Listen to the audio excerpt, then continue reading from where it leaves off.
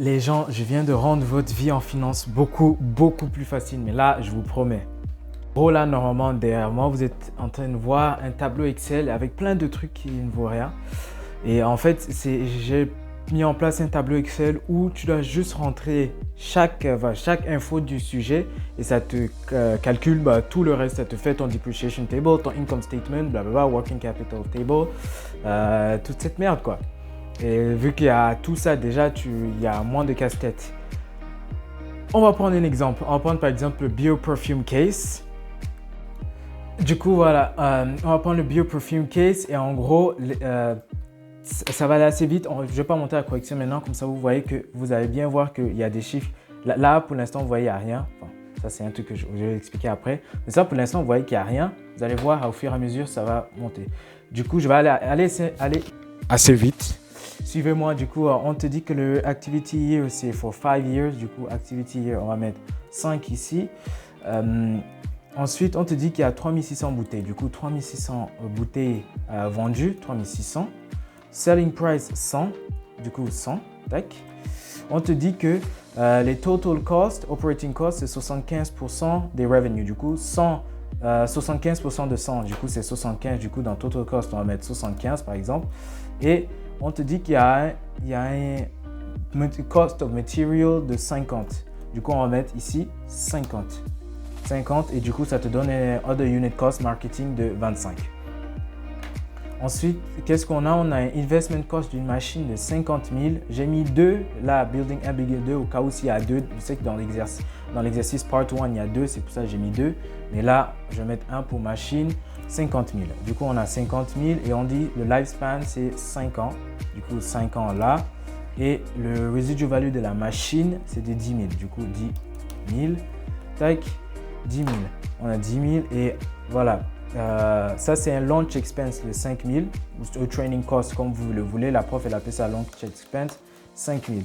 Lost rental, c'est tout ce qui est rent value, enfin des opportunity cost. Ici, c'est 30 000. Du coup, là, on va mettre 30 000, 30K si vous voulez. Et voilà. Et ensuite, il y a une différence entre existing machine et machine acquired.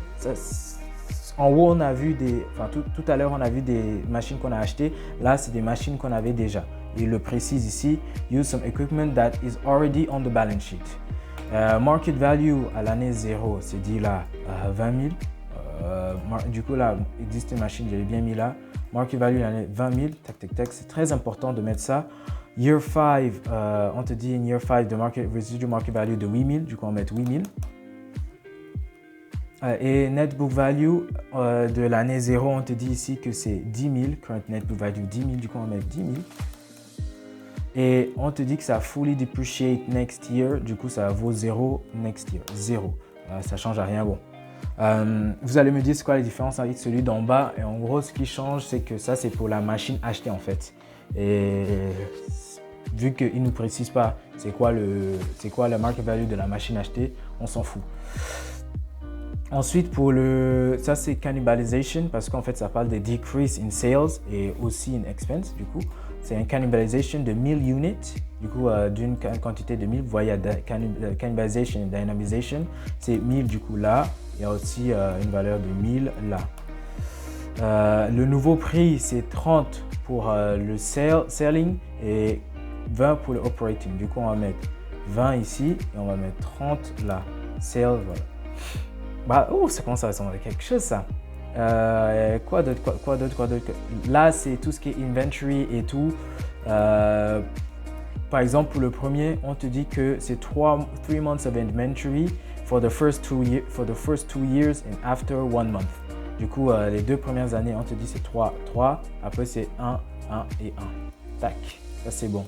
On te dit que les Bulgarians peut expect 30 days, du coup 1 mois, 30 days. For the first 3 years et après ça 90 days, du coup 3 mois. Du coup, for the first 2 years, on te dit 31, 1 et 1 et après 3 et 3. Et trade receivables, on te dit que les clients payent cash, du coup cash c'est 0 et will expect 60 days, du coup 2 mois après. Du coup, la première année c'est 0 et ensuite c'est 2 et 2.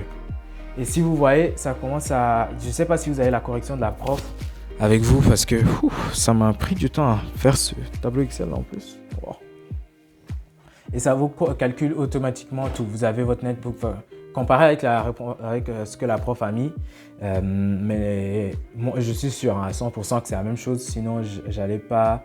Ah oui, oui, j'ai oublié. Corporate tax, 15 opportunity cost, on a dit que c'est... Oh shit, sorry. Opportunity cost, on a dit que c'est 15%, c'est toujours en pourcentage 15. Et corporate tax, c'est 26,5. Voilà, comparé, et du coup, tout est bon normalement. Et voilà, tout est donné. Les payback period, c'est donné 2 years, 8 months, 25 days, comme ce que la prof a mis. Et tout est bon. Musique! Shit. Du coup, voilà.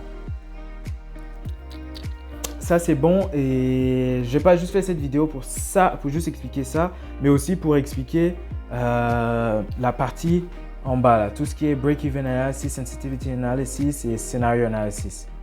Je reviens. Du coup, comme je disais, voilà, sensitivity, break-even analysis, sensitivity, tout est en fait, c'est hyper simple, mais ça a l'air compliqué, mais c'était très simple. Je vais aller assez vite, vous allez comprendre. Du coup, par exemple, pour le premier unit sold, disons que en gros, ce qu'il faut faire, c'est utiliser une formule de Excel directement. Analyse de scénario, valeur cible, voilà. Et celui-là à définir, il faut prendre le NPV qui est là.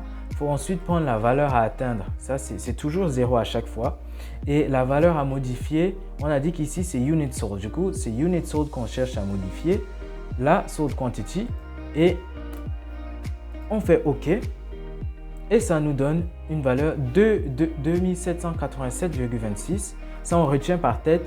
On revient en bas ici, on met 2787,26. J'imagine que c'était ça, pardon. 2887,26. Si je ne me trompe pas, c'était ça. Et si on compare avec ce que la prof a mis, parce que je sais que beaucoup d'entre vous doutent de mes capacités. Si je retrouve d'ailleurs l'exercice, voilà, elle a mis ça là, 2887,27. Elle a mis 27 parce qu'elle a arrondi. Doutez encore de mes capacités. Et la même chose pour sale price, ce qu'il faut faire, c'est valeur cible, cellule à définir. Cellule à définir, on met le NPV qui est donné là, valeur à atteindre 0. Oh shit, sorry. Et cellule à modifier, c'est le unit selling price, unit selling price. Et ça nous donne normalement une valeur, si tout se passe bien, 94,85. Est-ce que la prof a trouvé 94,85? Et oui, 85. Elle arrondit à chaque fois. Elle me fatigue, hein. mais voilà. Ça, c'est la même chose pour le reste. Et cannibalization quantity, ça, c'est la valeur de cannibalization. Vous allez prendre 1000 du coup dans cet exercice-là. De toute façon, elle le met là à côté. Vous savez c'est quelle valeur qu'il faut prendre. Puis basta. Et ensuite, le sensitivity analysis, c'est tout con. C'est juste modifier des valeurs en fait. Par exemple, pour le premier, disons que avant, on est d'accord que le sold quantity, c'était 3600 là. Et on veut par exemple basculer à 2880. Du coup, on change à 2880. Voilà. 2880, on obtient un MPV de 5071,89. 5071,89, on a là. Et on rechange 3000, on met à 3, et on fait la même chose, on le met à 3600, tac, et ça nous donne 44 451, 4451. Et la même chose, on met 4320, ici 4320, et ça nous donne un NPV de 83 830. Si normalement votre Excel, si ça montre des hashtags, il faut juste agrandir la cellule, c'est tout. 83 830, il est là, 39. Ouais, tout est donné, tout est donné. Merde, je mets d'être payé.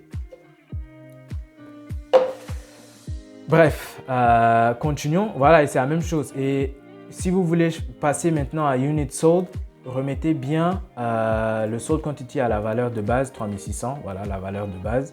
Et Unit Selling Price, on met par exemple 80, Unit Selling Price 80. Et on doit obtenir un NPV de moins 128 000, voilà, moins 128 000. Et c'est tout ce qu'il faut faire en fait.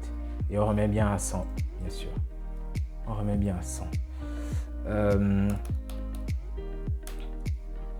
Ensuite, ensuite, voilà, ça c'était pour Sensitivity Analysis. Scenario Analysis, c'est la même chose, mais au lieu de modifier une seule valeur, on modifie deux en même temps. Par exemple, parce que tout à l'heure, on a dit qu'il fallait modifier une valeur à la fois. La deuxième, c'est quand tu modifies deux à la fois. Par exemple, disons que, on prend l'exercice, on nous dit qu'il y a un USP decrease. Du coup, USP passe à 90 et Unit Sold passe à 3800. Du coup, USP passe à 90, Unit Selling Price passe à 90 et Unit Sold passe à 3800. Du coup, ça va nous donner un nouveau NPV qui va nous donner moins 35 877. Et normalement, si on va dans la correction, moins 35, shit, ça c'est la correction 6, moins 35 877,41. Du coup, voilà, Scenario Analysis, Sensitivity Analysis. C'est carré, propre. Et révisez bien le cours. N'hésitez pas à me contacter, les gars, when you need me, même si vous me faites chier, hein, voilà, qu'on se dise honnêtement. Ça me dérange pas, quoi. Ça me dérange pas. Bonne révision. Tchuss!